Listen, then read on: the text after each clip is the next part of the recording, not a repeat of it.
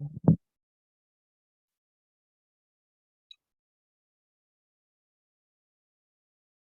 good afternoon, everyone. Welcome to the Rotary Club of Harrisonburg. Wayne could not be here today, so you get me, but I hope that works out okay. Special welcome to our many guests that we have today.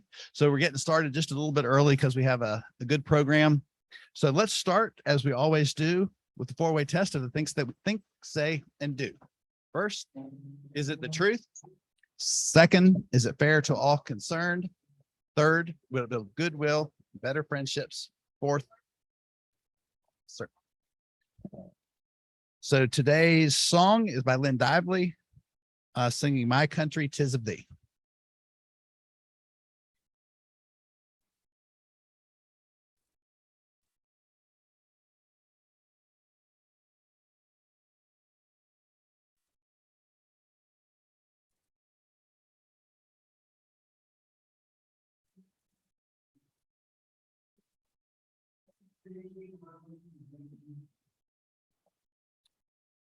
All right, now join me in the Pledge of Allegiance. Pledge allegiance to the flag.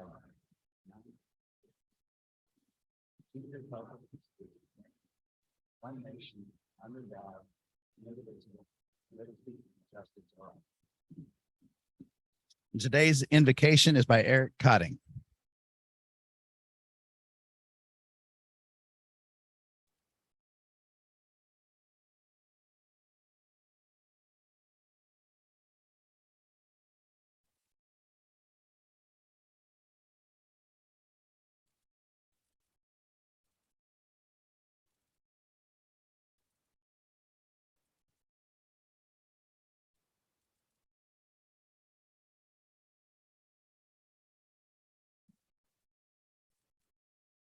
Amen. And again, a special welcome to our guests from Yes today. And we're not going to introduce all of you right now. We'll have opportunity for that later, but Dan Rice is going to introduce the Rotary guests.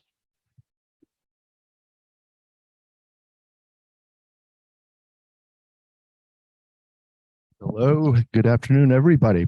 Big crowd, big crowd. Hey, we have four guests today with us. We have Mark Hanna. He is a guest of Chris Runyon. Mark, where are you? There's Mark. Welcome, Mark. Ken Horst has two guests today. One is Ken Gagne, and the other is Pablo Kaufman. Welcome, welcome, welcome. Wes has a guest also. His name is Joe Hackman. Welcome, Joe. Where are you, Joe? Welcome, Joe. And Noah and I, Dan Rice, may have a guest here, and that's Andrew Males. Andrew, welcome.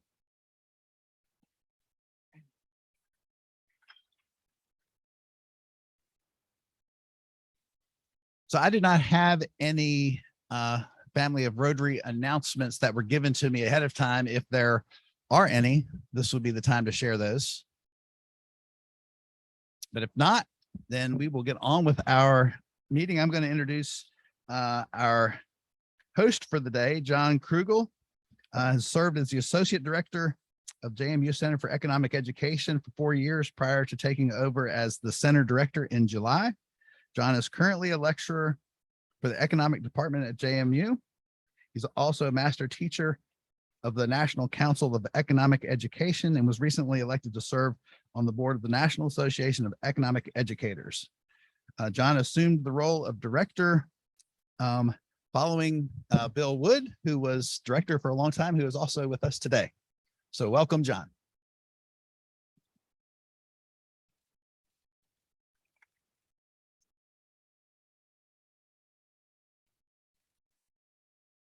All right, thanks everyone.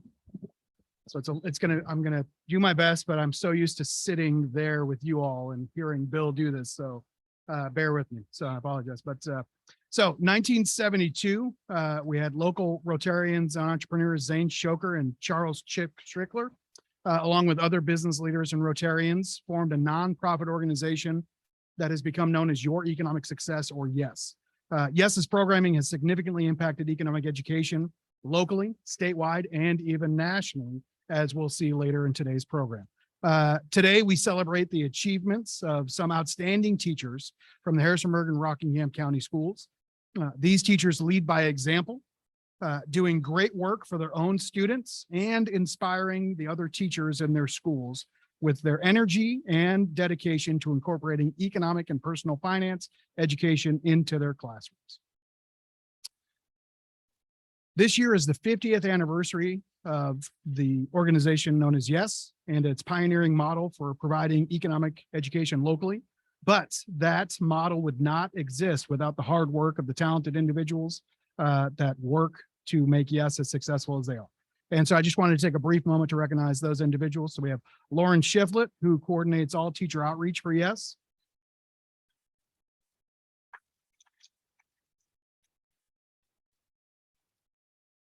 And we have Debbie Bollinger, who is the lifeblood of the organization, make sure that everything runs. And then we have two individuals who are not with us today, but I still wanted to mention them. We have Lynn Stover, who continues to work throughout her retirement to work in using children's literature to teach economics and personal finance. And then we have our student assistant, Aaron Strider, who's an amazing student assistant and who will be an amazing educator soon. So recognizing local teachers for their ingenuity in providing exemplary economic and personal finance education has always been important to YES's mission. YES partners with the Chamber of Commerce here locally, as well as the Rotary Club, the Harrisonburg Rotary Club, to present local teachers with awards for outstanding lessons and activities. With that in mind, I'd like to recognize all the members of the Rotary Club that are also involved with your economic success, or YES. If you would, please stand up so we can acknowledge you. All right. All right. There are several that are here that did not stand up, but that's okay. So this year, our panel of judges for the local awards included Bonnie Yoder, professor for the JMU College of Education, Carrie Orbaugh, who is a member of YES, who is also the director of marketing and development for the town of Broadway, and then Joyce Kreck, director of the JMU Small Business Development Center. All of our judges were impressed with the depth and breadth of the entries this year, and we're grateful for their care and diligence in evaluating all the awards. So now, without further delay, I'd like to recognize today's award winners. We ask that the second place winners stand to be recognized, and then first place and overall winners will come to the podium and describe their lesson for all of us. So we have two winning projects in the elementary level. First place in the K-2 division was won by Ann Green of John C. Myers Elementary for her entry, Sweetonomics. Ann, come on up. The floor is yours.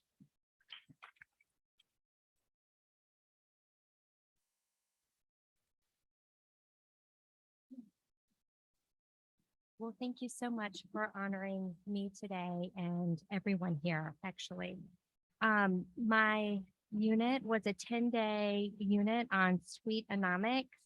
It was kicked off with a field trip to Krispy Kreme Donuts, where you can see firsthand the factors of production. And that was the goal of the 10 lessons, are the human, capital, and natural resources for children to learn in second grade.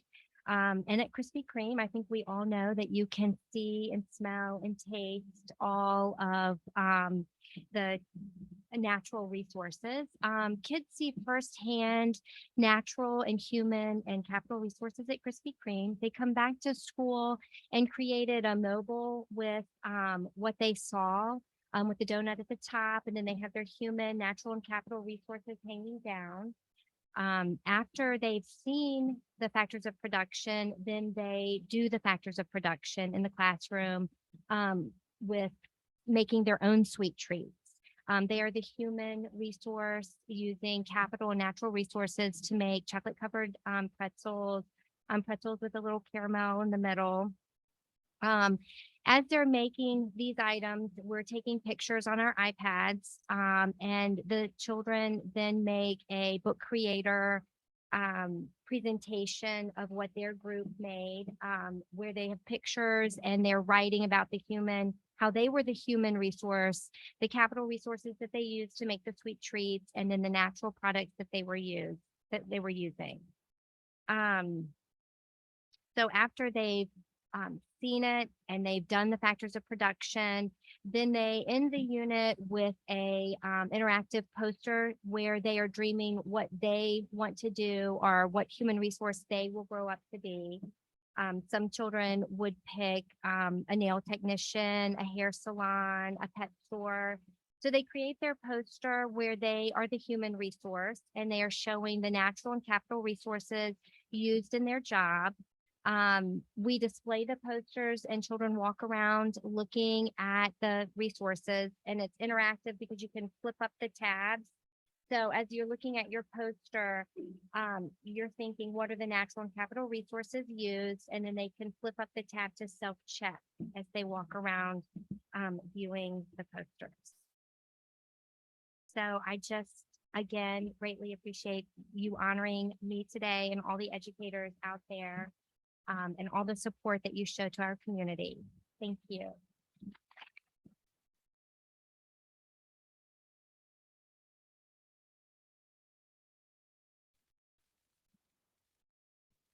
don't know about you all, but a field trip to a donut shop would be ideal. I better not let my college students know about that or else they're going to get, so. So first place in our grade 3 through 5 division was won by Mary Harder with the Ancient Market Craze. This project was done at Peakview Elementary. So Mary, let's hear all about that ancient market.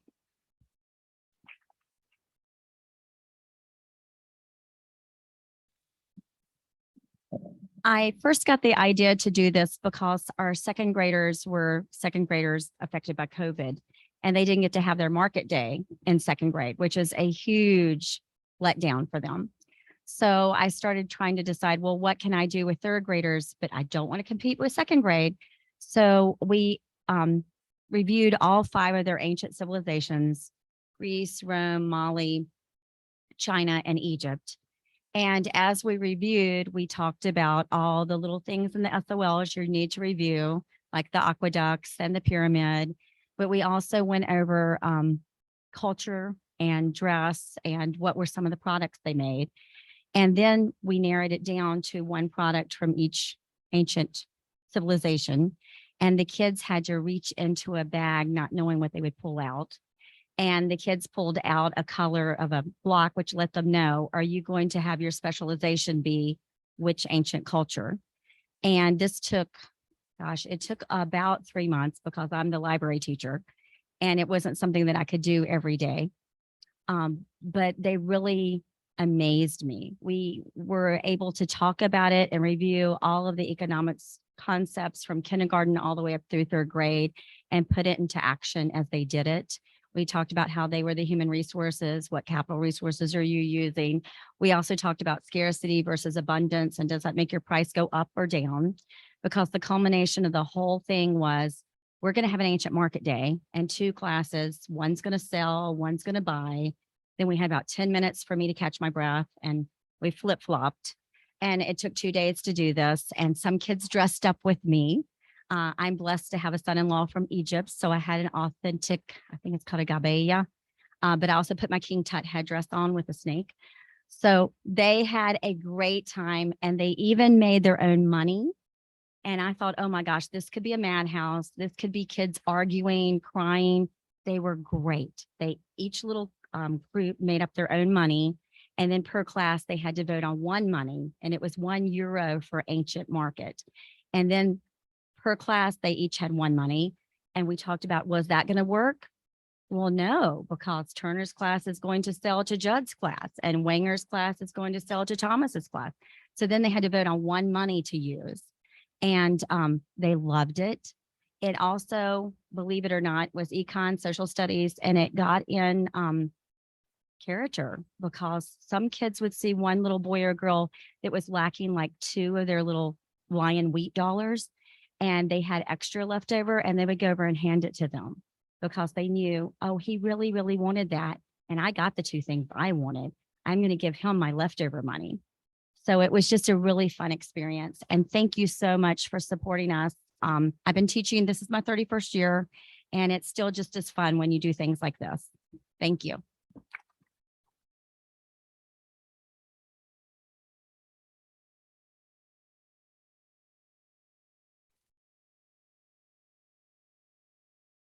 It's so great. It's amazing how much of that came to life just hearing about it. So, in our middle school grades, we have 6 through 8, right? We have 2 winners. So second place in the division goes to Judith McNett from Skyline Middle School for stock market game investing for the future. So Judy, please stand so we can recognize your amazing work. Yeah.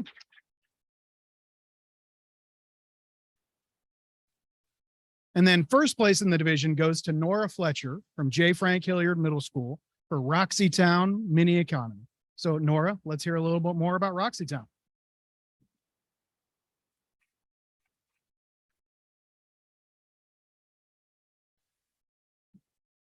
Hi, thank you so much for having me. I actually teach Spanish and intro to Spanish and world cultures now. But last year I had a sociology class and I attended the JMU Economics Mini Society conference. It was 1 day long and it was the most amazing experience. And I was like, okay, where do I put this? How do I make this work? And so I adapted it into my sociology class where we talked about when she was talking about character things and, different ways people interact. And so we started by creating our own society and what would the rules be and what would our money be and what's our flag look like and what are our norms. We went even as far as saying like how much, so our bills were Roxy's. So they earned Roxy's for doing certain things. And should we have 3s and 9s and 12s? And then the bankers who had to interview for those jobs were like, that is a lot of work to figure out. Let's go with 1s and 5s and 10s. So we figured out how that came to be because those are easily divisible. We had an artist create the Roxy's, which were the bills, and they got paid for that work. We had bankers and watchers. We even had a police officer. We didn't have anyone steal any Roxy's because they took it very, very seriously. But we picked things that we thought that people should get paid for. And this was during COVID. So wearing your mask properly was like number 1. So if they wore it over their mouth and their nose, they got Roxy's. And, coming to class on time and cleaning up their space and being encouraging to friends and things like that. They named it Roxy Town. They voted on that because I have a dog named Roxy, and Roxy is a therapy dog that comes to school twice a week and they absolutely love her. And when I got here, John's like, where's Roxy? So Roxy was a central theme to our town. The students were so innovative in creating their products. We had things from games. I had a student that had, I wish I still had this, you would like to play it. It was cups and you had to throw the ping pong ball in the cup and it wasn't gambling, but it was kind of like gambling because you had to like say how much you were going to give, but then you could earn so much back. That was one of my boys. And the kids loved that game. And the further you stood back, the more you could earn and, different things. We had a student that created, 2 students, these girls made this amazing board of homemade bracelets and necklaces and earrings. They actually won at the Gem Fair. We attended the Gem Fair with JMU and they won, which was, these girls are going to be entrepreneurs. They are. It was just absolutely outstanding. And I asked if I could buy things first before the market opened, which is highly illegal. But I did. And so these students, they put everything into that. And it was amazing because from beginning to end, JMU supported us. They gave us the money to buy the materials. The students could not provide their own materials. So I went and JMU gave me the money to go and shop. And I purchased the things that they needed, and then they had to buy them with Roxy's. So they had to figure out how to earn enough Roxy's to be able to purchase the product, to make their product, to sell their product. So from beginning to end, JMU supported us with everything and then invited us to the Gem Fair. And those kids absolutely loved going there and seeing all of the different communities with all of the different products and selling theirs. These students absolutely love this project. I no longer have sociology as a class, but I talked to John immediately after and I said, how can I do this in intro to Spanish class? And so I have a semester to figure it out, and I'm thinking about doing where they can choose different countries based on what you just said about your ancient civilization. That was I'm glad I met you, because if we have different countries and we can learn about their products and their cultures, and then they can create those. So I might be back, John. Thank you so much for supporting us. I really, really appreciate it.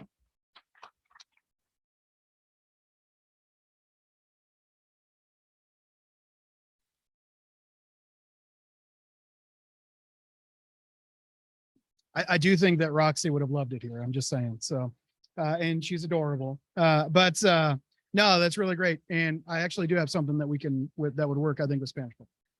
So for the high school grades, we have two winners. So we have a second place in the division was won by Kara Walton from Harrisonburg High School for her project, the Black Death versus COVID-19.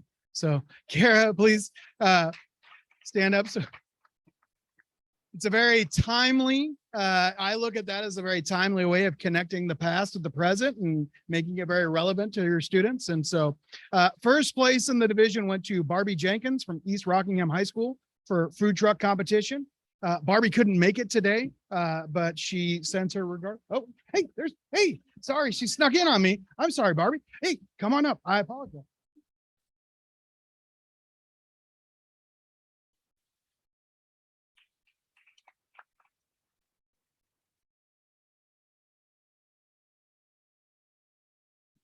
Good afternoon. My students create food trucks at East Rock. It's actually one of their cornerstone projects at this time. And there are multiple steps to the project. We carried this out in May because it's really hot in my classroom in May. And if you can't take the heat, stay out of the kitchen. So the first part of the project, they evaluate past food trucks. So initially, we are, of course, not the only school that does food trucks. We asked other schools for pictures and we printed them out and they evaluated them.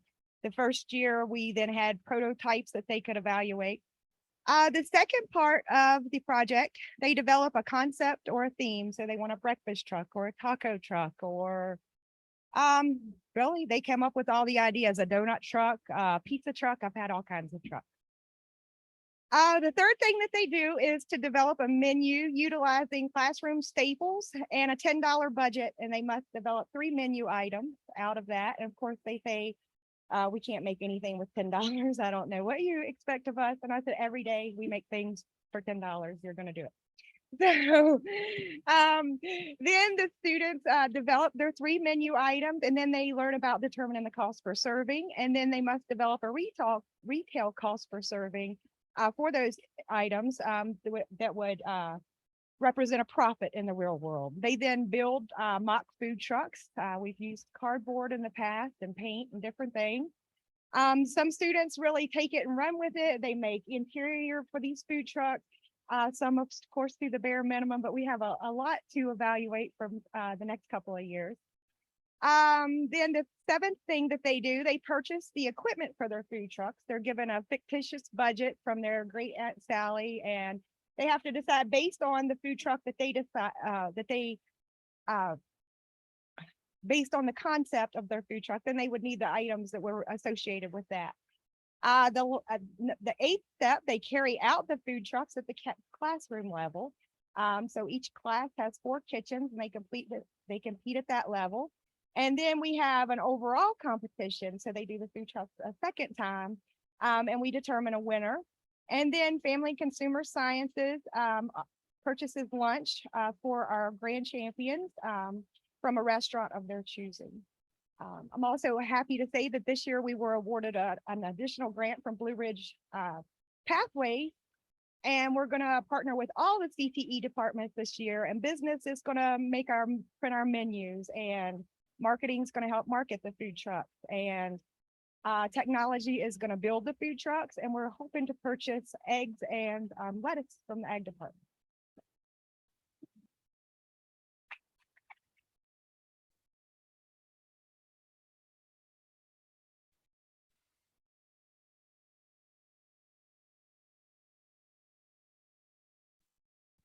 Sorry about that, Barb. So we've been living in a Zoom world for so long that I'm sorry about that. I didn't recognize you there. So I apologize. So I think we should all carry a little cardboard cutouts, right? So we can recognize ourselves. So, and now we have our 2 top winners in the overall competition for all grade levels. The reserve grand prize went to Laura Sunder Rao from Elkton Elementary School for her project, Making Lemonade from Lemons. Lauren, come on down. Or Laura, come on down.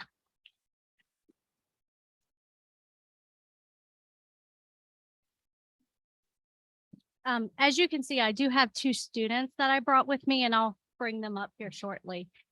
So I first want to thank or take the time to thank James Madison University Center of Economic Education, Your Economic Success, the Harrisonburg Rotary Club, and the Harrisonburg Rockingham Chamber of Commerce for continuing to foster economic development in our local school community. I especially appreciate the help and support of Mr. John Krugel and Mrs. Lauren Shiflett. So this humbling experience has allowed me to be creative and promote early financial responsibility for our young students. The most rewarding experience as an educator is to influence the learning opportunities of young minds that not only educates, but also inspires creative and collaborative thinking. My project, Making Lemonade from Lemons, was a month-long project that 4th and 5th graders, where we focused on a variety of reading, math, and economic activities. During this unit, we brought the fictional stories of Evan and Jesse from the Lemonade Wars by Jacqueline Davies to life by recreating Lemonade Wars in the classroom. During our Lemonade Wars, we had the opportunity to explore many different economic scenarios with real-life applications. Students explored topics including competition, budgets, and most importantly, profits. The support we received from the Elkton community was overwhelming. And during the few hours that we had our lemonade stands, we raised over $800 in that short amount of time. We used that money and donated it to the Elkton Area United Services. And instead of me giving you more details about the project, I would like my students, Andrew and Cameron, to come up.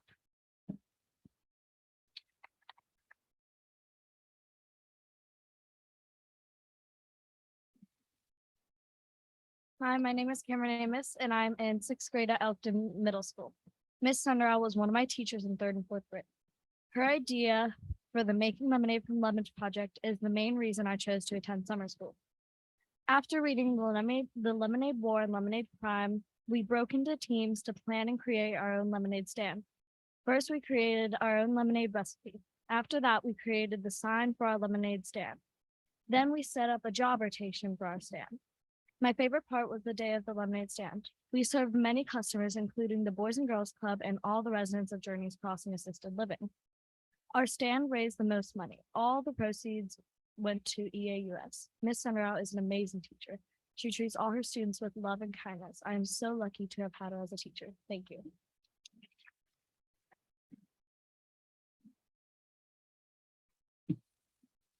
Hi, my name is Andrew Poor. In summer school, Miss Sunderall gave us a book to read. That book was called Lemonade Wars. In my head, I was like, what is this for? When everybody got the book, she said this year's summer school theme is lemonade. She said the last day we will sell lemonade. After we finished the book, we tried different kinds of lemonade. We got to work with teams, and when we worked with teams, we got to get our own shirts, and I'm wearing that shirt today.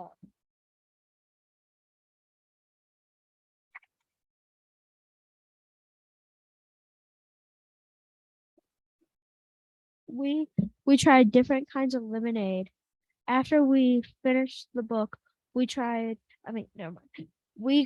to work with teams. I'm happy that my sister was on my team. My group decided we should sell pink lemonade. We worked together to figure out how much we should sell it for. We wanted to make the most money. We got to sell lemonade at EAUS. They were very nice there. We walked around and sold them to people working at the buildings around us. We made signs and danced to try to get people to come to our lemonade stand. When we were done, we counted our money to see how much money we made. We did not win, but we had a lot of fun. We donated our money to EAUS. I had a lot of fun learning about doing a lemonade stand. I thought that it takes a lot of work to get everything done. Miss Sunderall always makes learning so much fun.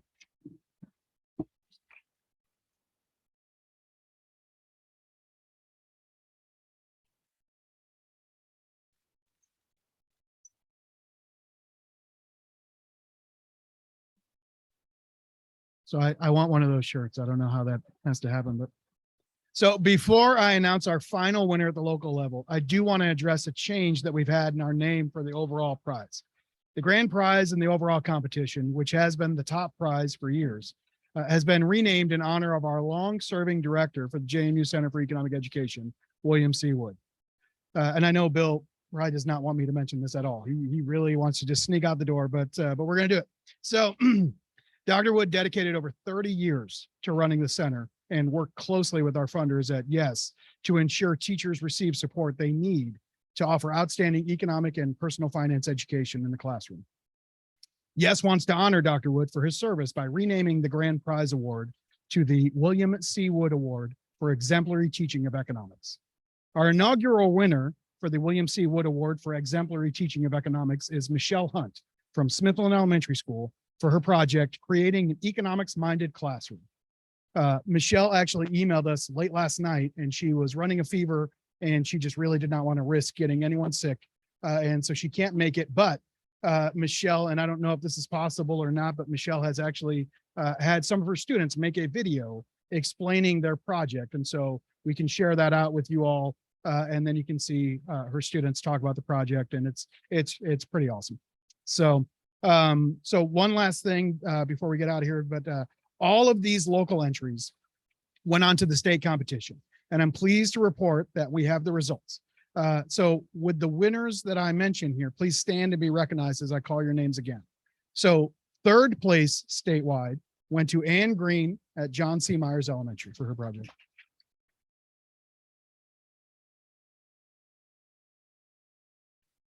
Second place statewide went to Michelle Hunt with Smithland Elementary School.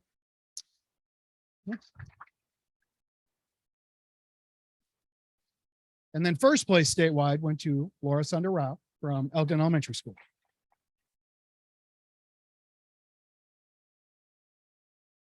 So just so we understand, that means that we had a clean sweep at the state level.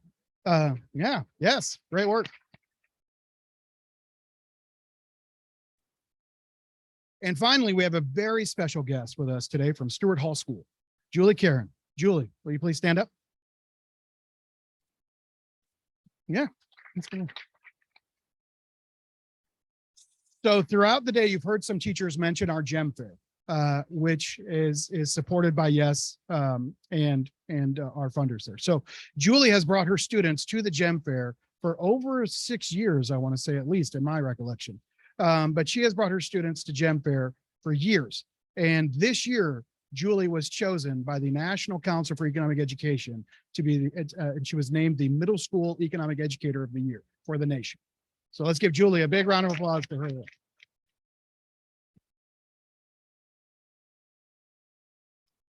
All of our state winners and Julie will be recognized in Richmond, December 9th. So thank you all for providing us this forum to honor our teachers and to celebrate the great work that they do. We really appreciate the support that the Rotary Club, the Chamber of Commerce, and Your Economic Success gives us to provide us this opportunity to really celebrate the great stuff that's going on in the classrooms. Before we get out of here, teachers, if you wouldn't mind, we'll do some photos over here. And that's all I have. So I'll turn it back over to Rodney. Thank you all again.